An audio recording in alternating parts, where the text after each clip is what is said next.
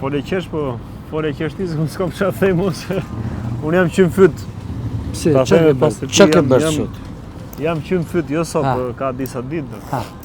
Madje edhe me ata që s'ka folëm herën e fundit, kanë filluar njerëzit me më thonë, ti ke lexuar një pjesë atyre që jo pas ke qenë pise, pas ke qenë pa njohur, po qenë ke ky je për çfarë? Thanë ata, Ne, thonë ata tani, thonë tash. Nuk është se kam me këtë pjesë, po nuk e di, jam I mërzit. Nuk është se mërzitem nga ata që më thonë, te po mërzitem për ato që shoh. Si e shet ti Angel, më thuj pak tani. Më thuj. Atëre, unë do ta filloj çik rrëmujshëm. Si na pas ka dalë kjo gjenerata Z. Çfarë është kjo gjenerata Z? Gen Z-ja, po gjenerata Z. E çfarë është kjo? Po kjo rinia e sotme le të E çdo të ky brezi. Çfarë është ky Z? Po ka më duken shumë qesharake edhe si shprehje këto, si gjenerata Z dhe kjo pari ni nuk ka Shqipëri, ndërkohë që aty ke plej veç beqni Dëgjoj që këtu.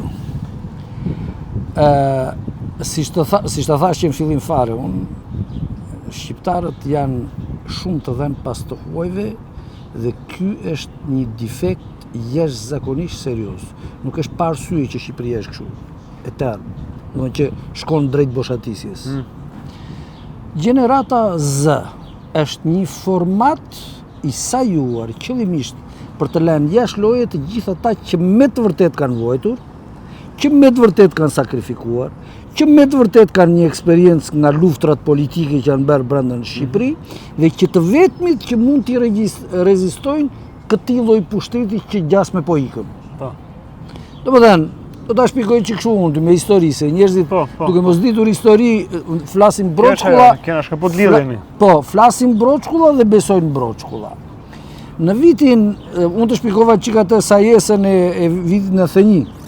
Si që thash, në 91 ishin të tërë ata që ishin të Partia Punës, u odhën këtej nga Partia Demokratike, zunë të gjithë, uzurpuan gjithçka, grup me njëri tjetrin dhe nxorën për jashtë të gjithë ata që me të vërtet ishin aktiv dhe me të vërtet ishin demokrat. Dhe kërkonin një Shqipëri me të vërtet ndryshe nga ajo. Hyn pazarxhitë.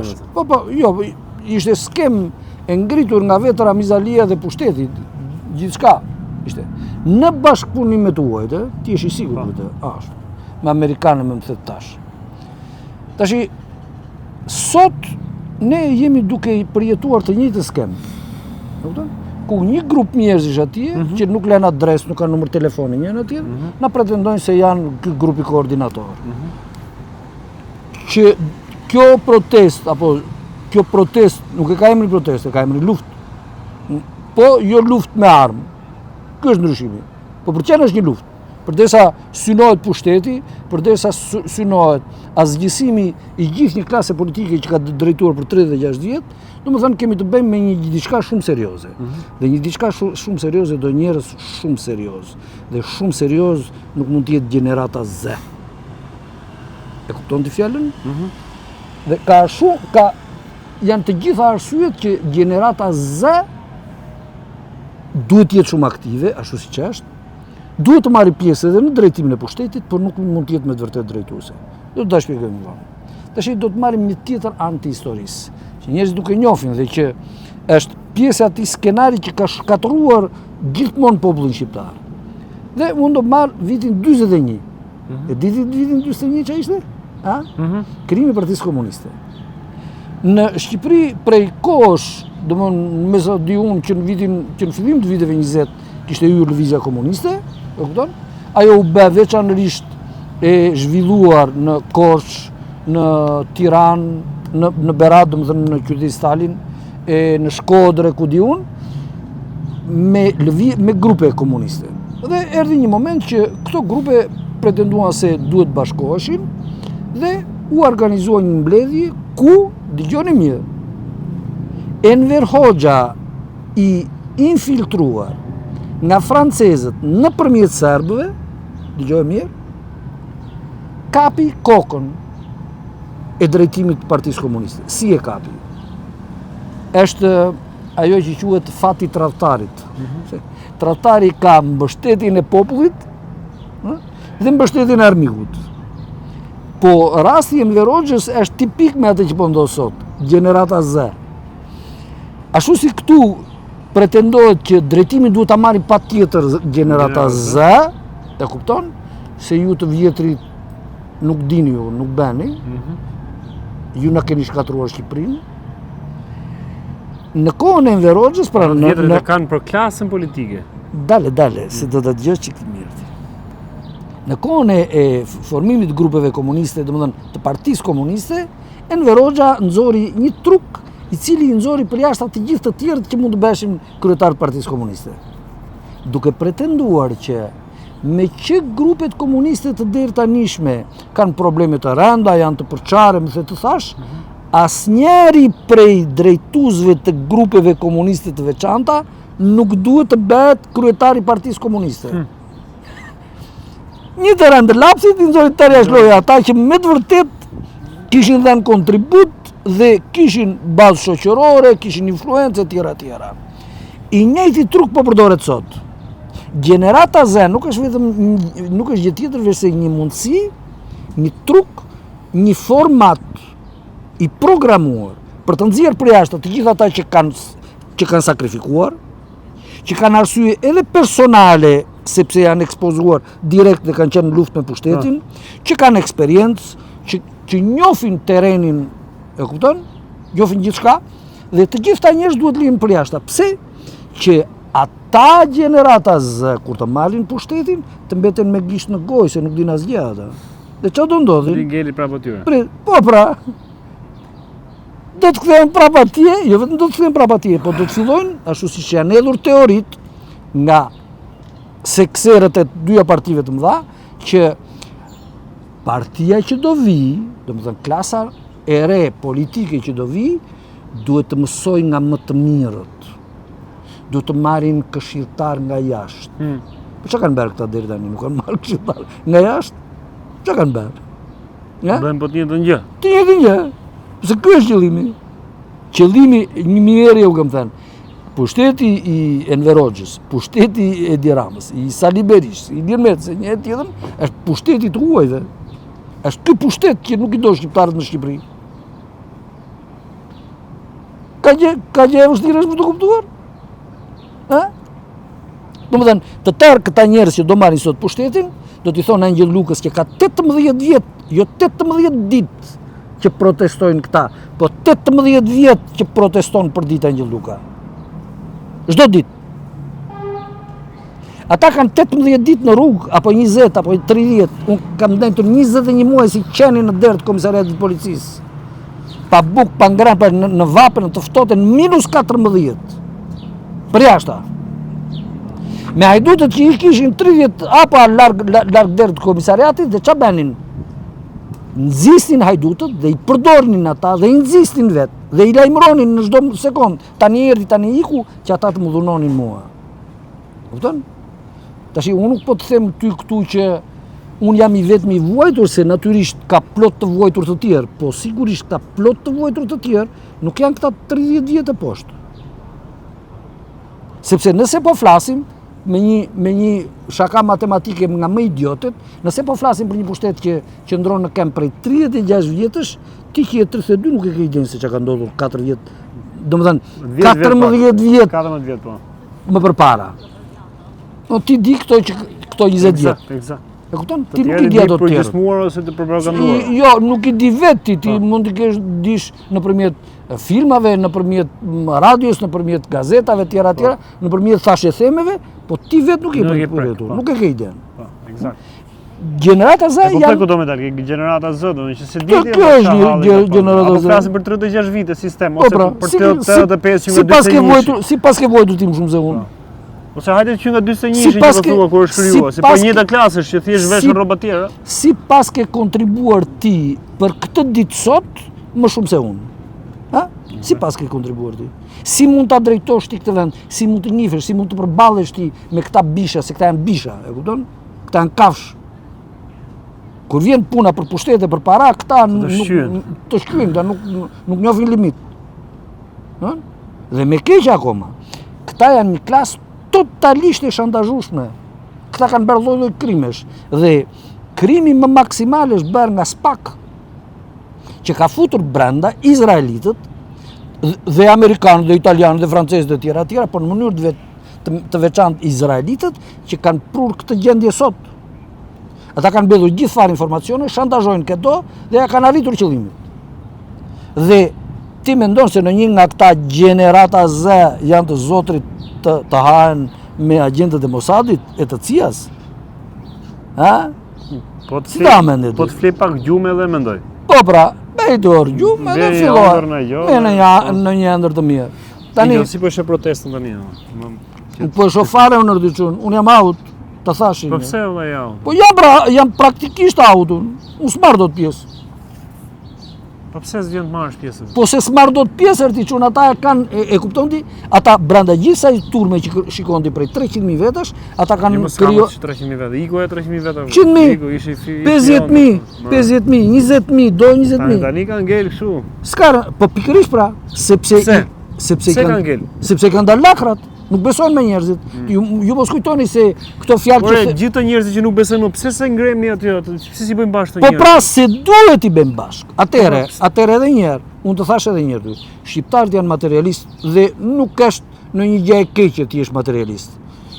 Dhe ata e shikojnë që Angel Luka nuk në këtë moment o Angel. Prit pra, po pikërisht këtë duhet të them. Ata e shikojnë që Angel Luka që unë të thash, unë jam i vetmi që mund ta udhëheq siç duhet këtë ashtu. Po le të themi që mund të ketë dhe të tjerë. Po ata që janë si unë nuk kanë as i kokër leku. Dhe qëllimisht nuk kanë as i kokër leku. Qëllimisht, sepse ata janë në rreziku i vërtet i pushtetit që po kalon. Të mos kesh para këtu është krim. Të mos kesh para këtu je një idiot i cop budall.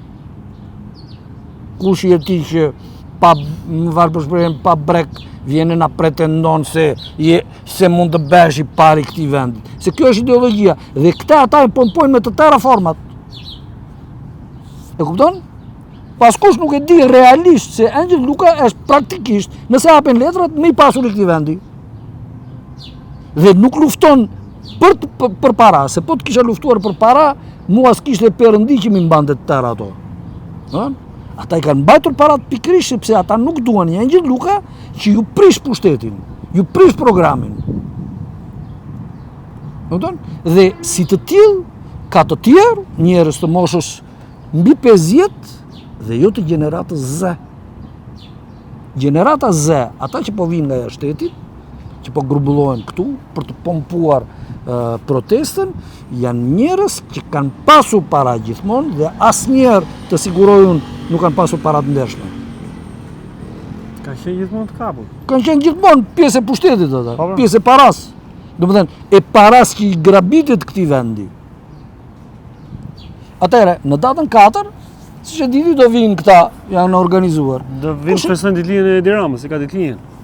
Ora jo, ata vinë të festojnë ditëlindjen e Amerikës. Okay. Ashtë. Po më duket se do festojnë ditëlindjen e Edi Ramës. Po okay. Po s'ka rëndësi. Si po shkojnë gjëja? Okay. Ti si ta mendja që kjo lloj proteste apo çfarë është kjo protest apo fest? Prandaj po them do festojnë ditëlindjen e Edi Ramës. Prandaj po them. Po unë them që është fest për Amerikën. Bile se kam bërë një video dje, apo pardje? Po, na shpjegon s'mund të hyj fare. Atëre 4 korrikun e shumë pritur. Nuk diskutohet që midis shqiptarëve dhe amerikanëve ka me të vërtetë një ndjenjë miqësie. Po që ne nuk flasim për atë anë. Nuk diskutohet që midis italianëve dhe shqiptarëve, midis shqiptarëve dhe grekëve, shqiptarëve dhe turqëve, shqiptarëve dhe britanikëve, shqiptarëve dhe gjermanëve, francezëve që francezëve çik më pak, por në përgjithësi me këto ne kemi ndjenja shumë të forta miqësie. Po klasa intelektuale franceze gjithashtu ka kontribuar në le të themi në ngritjen e Shqipërisë në disa aspekte. Nga ana tjetër, unë do të them që midis politikanëve shqiptarë dhe qeveritarëve shqiptarë dhe qeveritarëve amerikanë dhe europian ka prap një bashkëpunim shumë të fortë, kriminal. Ky është ndryshimi. Nëse midis shqiptarëve dhe amerikanëve kanë ndjenja të sinqerta, të mbështetjes dhe të simpatisë me njëri tjetrin, plus arsyeve historike, midis politikanëve amerikanë dhe atyre shqiptar kanë ndjenja të pastra të bashkëpunimit kriminal ku amerikanët mundohen të përfitojnë me çdo lloj forme dhe për ta nënshtruar, për ta sunduar, për të kontrolluar Shqipërinë. këtë e bën kudo ata. Po tani kanë arsye më të veçanta për Shqipëri. Të nxitur edhe nga lobi izraelit, ky bashkëpunim është jashtëzakonisht i rrezikshëm për Shqipërinë. No? Tani do vinë këta njerëz. Unë them që ata janë të organizuar pikërisht nga shërbimet amerikane dhe izraelite. Po problemi është krejt tjetër. Ti e di që këta po mundohen ta etiketojnë Dritan Goxhajin si pro-iranian, apo jo? Po, ti mendon se vetëm Dritan Goxhajin kanë etiketuar si të tillë ata? Jo. Dritan Goxhaj nuk është vetëm. Edhe shumë të tjerë. Dhe dyshimi im është që ajo ardhja, bashkë me këta ardhjen, mund të shfrytëzohen për konflikt të rënd. Si? Ardhja me 4 korrik? Po pa, ardhja në 4 korrik e atyre shqiptarëve pro-amerikanë mund të shkaktoj një përplasje midis shqiptarësh për ta kthyer në luftë civile. Dëgjoj mirë këtë. Unë të përmenda faktin që në datën 22 Rama shkoi në Paris dhe foli me zotin Macron, po atë natë Dritan Goxhaj mori fjalën. Dhe ne bëjmë ato shpjegimet. Jo, më të që t'ja themi njërë, s'kemi gjë me Po pra, se jo, kundër workshop, dale, se nuk Dritani, dëgjoni mirë atë që themi, dëgjoni mirë. Nuk e kemi me Dritanin. S'ka tendencë fare. Ne nuk kemi fare me Dritanin, kërkojmë t'i ruajmë kokën juve kokën e budallajt. Ata që mendojnë se ne kemi me Dritanin. Ne thjesht duam që ju të jeni të përgatitur që kurse si të mos bini pre e në një konflikti e në një provokimi. Se mund të ketë provokator nga të dy anët. Okej, të kërkoj ndjes thjesht për sjarim për shkak se shumë mirë bë. Tani, mos harroni që gjithë ky muaj është përfshirë nga disa ngjarje që duken kështu të rastësishme. Përveç Dritan Goxhajit dhe atij takimit të Ramës me Macron, në datën 22, ka pasur në datën 18, mos gaboj, apo 17 ku datë 18 më duket ka qenë, ku Trump ka qenë në Paris. E kupton? Mos harroj që në datën 11 Sali Berisha ka qenë në Amerikë. Ti kujton se kota? Të gjithë këta njerëz kanë vetëm një fokus, se kysh të gjithë këtë histori, të gjithë këtë protest ta kthejnë ose ta kapin vetë dhe të riben një pushtet nga e para, të besueshëm për shqiptarët, po që u shërben vetëm atyre, ose dhe kjo është praktikisht probabiliteti më i madh, po ekziston dhe mundësia tjetër që nëse ata shikojnë që ka tendencë nga shqiptarët e pastër, po pra, ata do të mundohen që të kthejnë në një konflikt të rënd midis shqiptarëve me njëri tjetrin. E kanë tentuar në 2011 ata. Këta kanë bërë. Po pra, dhe unë të siguroj nga burimet të brendshme, nga vetë amerikanët, që syri ishte që të bënin të njëjtin gjë siç bën në Egjipt, siç bën në Algjeri, siç bën në kudo në lindjen e mesme që munduesh të realizonin pranverën arabe. Munduan të bëjnë këtu. Dhe Shqipëria ka shpëtuar në fill pa u shndërruar në një Siri e cila, siç e dini juve, u kthye në skenën më makabre të veprimtarisë së terrorizmit të mbjell nga amerikanët dhe izraelitët vetë. E kanë thënë vetë zyrtarët amerikanë këtë, e kanë thënë senatorët, po dëgjoni, shikojeni mirë se në ato debatet e senatorëve janë të dhëna të sakta, jo vetëm të organizimit dhe të bashkëpunimit të CIA-s me grupe terroriste, po edhe financimin, miliarda ju anë dhënë atyre, për të vrarë njerëz, masivisht. Kuptoni? Domethënë, ne nuk kemi asnjë qëllim që këtu të menjanojmë njërin apo për tjetrin apo të marrim pushtetin. Ne duam ta marrim pushtetin për shqiptar. Domethënë që shqiptarët ta zotrojnë vetë pushtetin. Pavarësisht se është Engjëlli, Dritani, Altini apo dikush tjetër. Po ai të jetë shqiptar. Dhe do të flasim edhe dy fjalë të tjera për miqtë italianë që kanë ngritur zërin. Tani duhet bëjmë një diferencë, një dallim. Çdo kush që shikon një ngjarje të rëndësishme që ndodh në një vend, për më tepër si italianët që shikojnë një ngjarje të madhe në Shqipëri dhe ka shumë lëvdata nga anë e tyre, unë nuk shikoj asnjë të keqe. Që të vinë këtu gazetarë dhe të shikojnë të pyesin qytetarët, prapë nuk shikoj asgjë të keqe. Natyrisht unë shikoj tendencën që ata po marrin italiano shqiptar. Më thënë, gjithsesi duan që ta kthejnë kapakun atë anën nga vetja me fjalë, si thua gjithë pasqyrimin ta kthejnë nga vetja, sikur ata po kontribuojnë. Tani, shqiptarë të nderuar, mos harroni një gjë. Nëse sot ka një zvërnece, një sazan, arsyeja që po ndodh kjo, fillesa është vetë Italia. Vetë Italia kërkoi dhe mori një copë toke shqiptare dhe hapi lojën. Tash kërkojnë tërë. Kërkojnë anglezët, kërkojnë amerikanët, kërkojnë shejtanët, izraelitë e tjera. Dhe ajo që ka bërë Edi Rama me Italinë është fillesa e shkatrimit të Shqipërisë. Dhe ka qenë provokim i pastër. Ju ka matur pulsin juve. Po bravo, kaloj test. Po pra, ju mati pulsin. Kaloj provën. Po pra, tani, ç'a ndodh? Dëgjoj gazetar, dëgjoj analist, dëgjoj edhe deputet italian që kërkojnë të vinë këtu e të marrin protest. Ma che cazzo volete qua? Ha? Shtuani juve këtu. Kjo është një çështje që takon popullit shqiptar. Do të bësh simpatizantin? Boja të kuj. Dil aty në anë të rrugës edhe të duar trokit. Jo më tepër se kaq. E kupton? Dhe mos na dilni nëpër televizionet shqiptare të thonin ne do marrim pjesë, do hedhim poshtë Edi Ramën. Kush jeni ju do hedhim poshtë Edi Ramën? Ju e bëte Edi Ramën ky që është. Ky bish që është Edi Rama sot, e kanë bërë këta. Ha? Kjo gjenerata Z janë ata.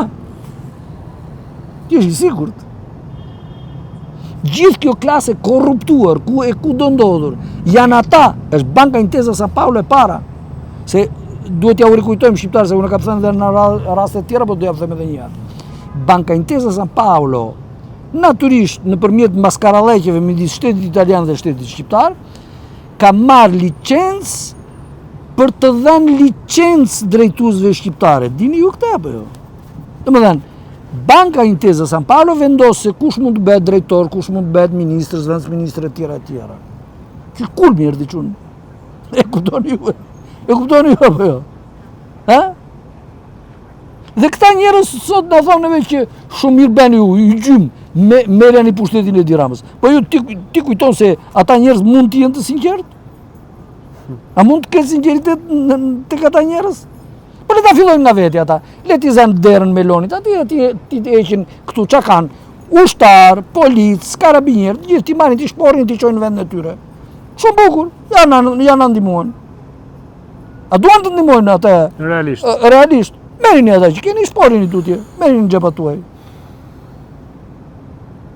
Sepse nuk mund të ndodhin kur që dy popull miq të pretendojnë territor të njëri tjetrit. Të pretendosh territor është shkalla më fundore e armiqësisë. E kupton? Të futësh spiun është hapi pastër armiqësie. Shteti izraelit dallohet për dy gjëra. Një që është spiun në gjithë botën. Spionon kudo, edhe në Amerikë. Në Amerikë më shumë se kudo. E kupton ti?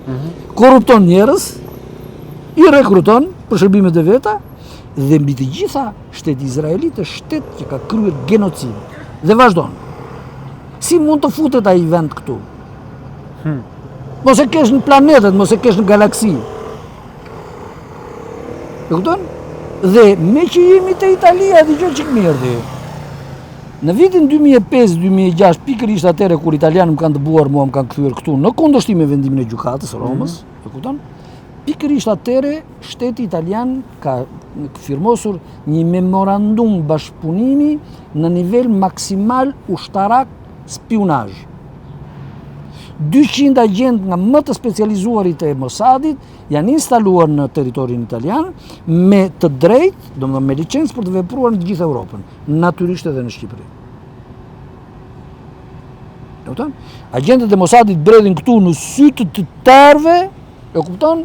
Ju futen për institucione, policia është komplet e mefsht në këtë drejtim, dhe jo se policia ta në budallënje, po se ata nuk guxojnë që të shikojnë që se çfarë po bën një izraelit këtu, se çfarë po bën një amerikan, se çfarë po bën një italian. Zguxojnë ata.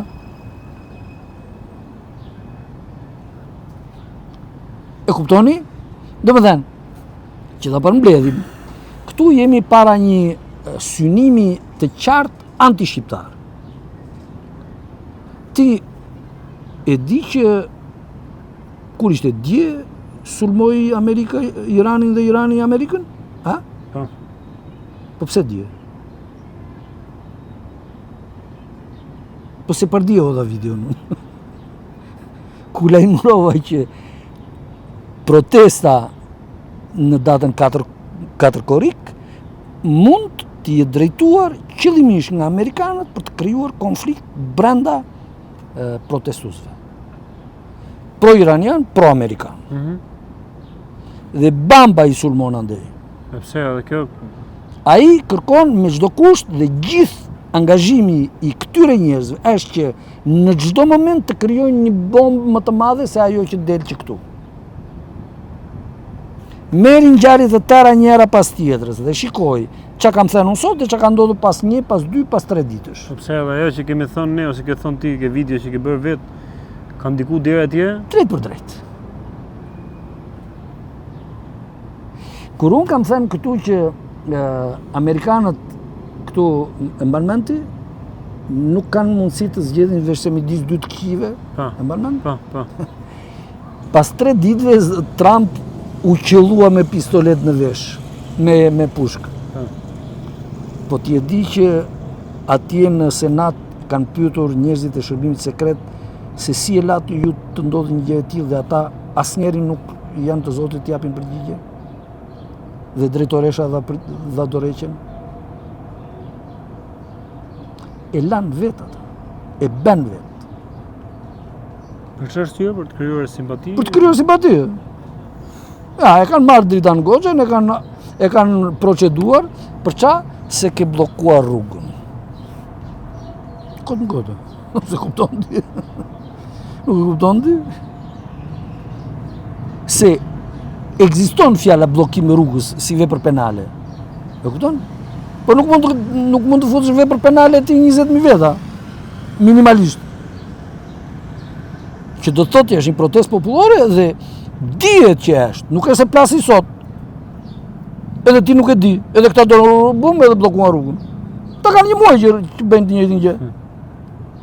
E ti i akuzon për çfarë? Se bllokuan rrugën? Po këta që kanë bllokuar sheshin për shembull kështu. Po për shembull, mirë. Për shembull. Dgjoj. Po një për ta mbyllsin na zëherrosin, na ke bë hil, na ke bë atëre para kësaj video mund të thash po e përsërit prap. Mësoni me helmin në thonjza, me hidhërimin e së vërtetës. Nëse ju doni të mbyllni sytë dhe shikoni arritëm ditës e poshtëm Ramën e një ditë, Ramës, më falë për shprehjen, nuk i rruhet fare nga ata që bërtasin Rama i jep dorëheqjen. Pse duhet ta japi dorëheqjen? Sipas jush, çfarë force keni ju që ai t'i japi dorëheqjen? Zero. Bani mend, zero. Rama ka vetëm një mundësi që të rrëzohet, duke u dënuar penalisht. E beni do të njëri nga juve? Asnjëri.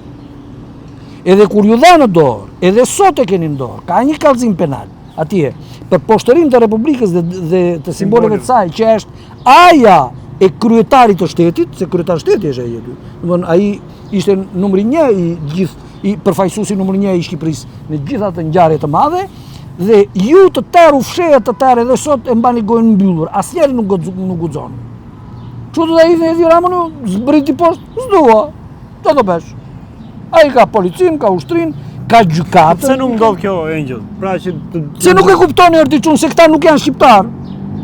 Ata që janë aty. Po pra. Nuk janë shqiptar, ata nuk kanë interes që të fitojë Shqipëria. Ata janë njerëz të pompuar, shkoni me një pushtetin, ta edhe më poshtë Ramën dhe po këti, ca të gënjur, ca të mashtruar, ca të paguar, edhe se bëjnë do të, ata nuk bëjnë do të hapin e vërtet. Kjo është puna. Aty ndahet sapi nga sheqeri. Se bëjnë do të ata hapin e vërtet, Erdiçun. Spak, bëjnë gjitha të gjera, po s'bëjnë do të hapin e vërtet.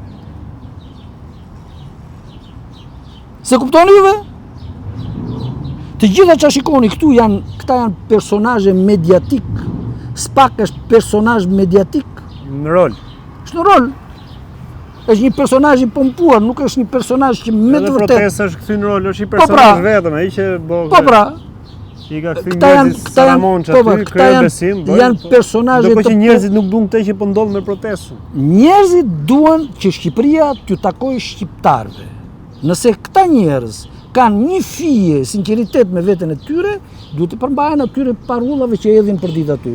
Shqipëria e shqiptarëve poshtë tradhtarëve, Shqipëria e shqiptarëve poshtë pushtetarëve, por nuk mund të thuash ti Shqipëria e shqiptarëve poshtë pushtetarëve kur ata që po bërtasin këtë fjalë janë njerëz të pushtetarëve që kanë bërë shkollën andaj me një mal me para. Të vjedhura këtu dhe vijnë këtu kërkojnë pushtetin. Si ta vërtetojmë këtë, se njerëzit nuk e shohin, nuk e shoh. Se edhe ujku ka ardhur aty është vetëm me veshëdelje. Ndërsa un kam mundësi që t'i zë me emra. Ti je biri filanit, je bie filanit që ke marrë para të babait dhe i ke dërguar jashtë shtetit, je shkolluar dhe ke ardhur këtu me para të vjedhura, me para të njëjtit pushtet që ti sot kërkon të hedhësh poshtë. Pra edhe me 4 edhe me 2 nuk do ndodhi gjë, domethënë. Atëre, me 2 korrik edhe me 4 korrik. Çfarë është 2 korrik? 2 është eksod i famshëm që ikën shqiptarët domethënë në përkujtimore të eksodit të madh të shqiptarëve që ikën nga Shqipëria. Edhe 4 korriku është. Atëre, eksodi i shqiptarëve. Eksodi i shqiptarëve e dim të gjithë që ishte eksod i përgatitur nga vetë Partia e Punës për të çliruar, domethënë valën e zemërimit popullor. Me sa duhet do të kemi valë 2 domethënë. Po pra. Domethënë ne shpresojmë që të mos ketë as 2 korrik dhe as 4 korrik në atë kuptim që e shpjegova unë. E kuptove? Domethënë që këtu protestat të vazhdojnë normalisht me qëllim të pastër e organizuar nga njerëz që dinë se çfarë është pushteti dhe jo nga kalamaq, e kupton? Edhe nga talavaxhin, e kupton ti? Po njerëz që e dinë dhe që kanë arsye edhe personale për të vënë kundër këtij pushteti.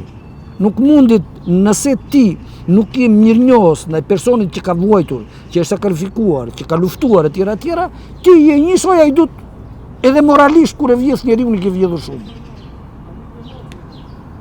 Kupton?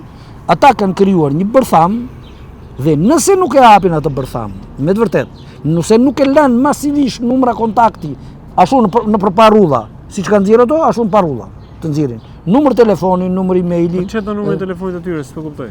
Pse dua unë? Po duhet ti di ku jam, të vetë të gjej unë. Të vetë të shikoj unë kush janë. Po hajde shi vetëm për këtë protestë. Jo, nuk shikojnë gjë atje, nuk shikojnë gjërat në rrugë. Shikojnë asgjë atje. Atje janë njerëz që na pas ka shënuar emrin ai dhe me mikrofone, vërtet rof partia, rof Enveri, poshtë Saliu, poshtë Rama. Dashgë. Te thotë edhe Berisha vetë ndoshta për veten. I pari fare. I pari fare. Gjysma dhe ata atyre që bërtasin Berisha në burg janë njerëz të Berishës. Arrivederci, Angelo, të përshëndes, të falenderoj shumë për gjithë këto fjalët, për një thirrje kam për gjithë ju. T'jeni mirë. Çfarë thirrje me pas tjetër, ju do vazhdoni prapë me atë tuaj. Ne bëjmë tonën, ju bëni tuaj. Dgjoj këtu. Ndërsa unë them kështu, më dëgjoni çik mirë. Shumë mund të thonë nesër ty i Altin, je i poshtër, je pisë, kërkon ta për çashe tjera. E kupton ti? Por unë jam i sigurt që në ata që do të dëgjojnë këto fjalë, do të ketë njerëz që do reflektojnë. Prandaj po e bëjmë edhe ne me këtë rinjë. Do të pastrojmë veten një. Dhe duhet të them edhe këtë që ti ndajmë një çik gjëra. Do të fillojmë pastrojmë veten, pastaj bëjmë të fuqishëm. Që edhe ata që kanë marrë pushtetin, edhe ata që mund të kenë në një dakordësime të huaj që në sytë e mi unë e quaj tradhti, patjetër. Por unë di dhe këtë që duke njohur atë palën tjetër, domethënë duke njohur mirë ata tuaj, se unë i njoh atyre edhe me mball, e kupton ti? Unë e di që ata janë manipulator shumë të sofistikuar. Pra deri këtu mund të jetë pafajshëm. Po pra, dhe këta në një farë mënyrë tradhti këtyre është tradhti e pafajshme.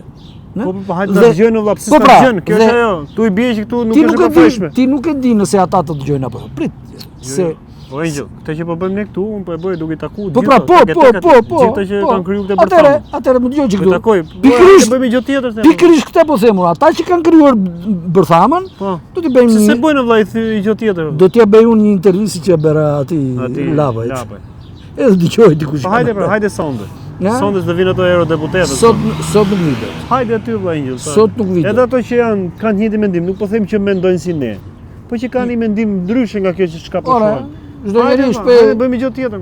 Hajde bëjmë gjë tjetër. Njeri prej qëllimeve të qenit populli i Unë kam qenë lirë. ata që kam dalë suportues kësaj gjës.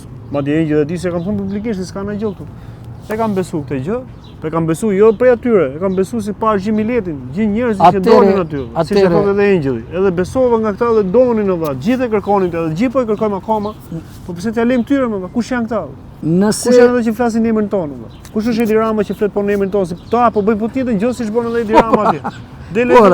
Faleminderit ato që keni ardhur. Kush jeti që më falenderoj mua, valla, se kam për veten tim. Kush jeti? Shiko, kur njeriu të thot faleminderit që u bëre kundra meje, do të thot faleminderit që je me mua. Po dihet, po.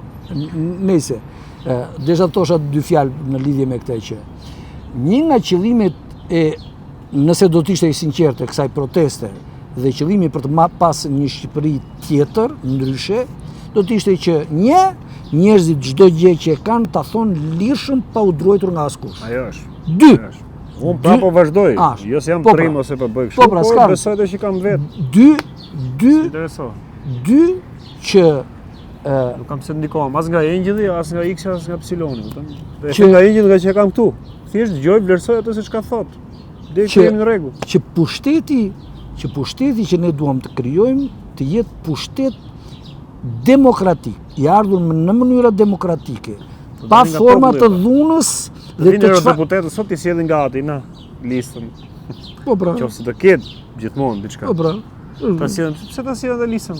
Ç'pun kanë ata me në Pra ne do bëjmë po të njëjtën gjë që kemi bërë këto vite. Ata me që janë eurodeputet, domethënë atje në eurodeputet lek, atje në Bruxelles. Të bëjmë punën e vetë, aty thonë. Shqiptarët kërkojnë këtë. Se si kemi në Francë, ta bëni atje për francezët. Po pra, Belgjik. Ne çka kemi bërë për Shqipërinë? Ne çka kemi bërë? Deputetët tanë atje ti japin mend atje. Ne në Shqipëri çka kemi bërë gjatë kësaj kohe? Ne në Shqipëri gjatë kësaj kohe kemi marrë informacione të gënjeshtërta dhe i kemi përcjellë në mënyrë të gënjeshtërt.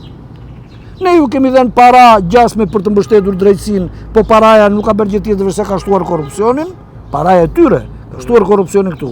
Dhe ti mos kujto se ata nuk e dinë këtë. Ata marrin pjesën e tyre ortiçun. Dhe do të them këtë unë ty. Sot për ta mbyllur, sot pretendohet që Lalieri për atin qeneratorin morin 100 milionë dhe nuk i di se ku janë. Diti që ku janë? Jo. Ti them unë, në duart e eurodeputetëve.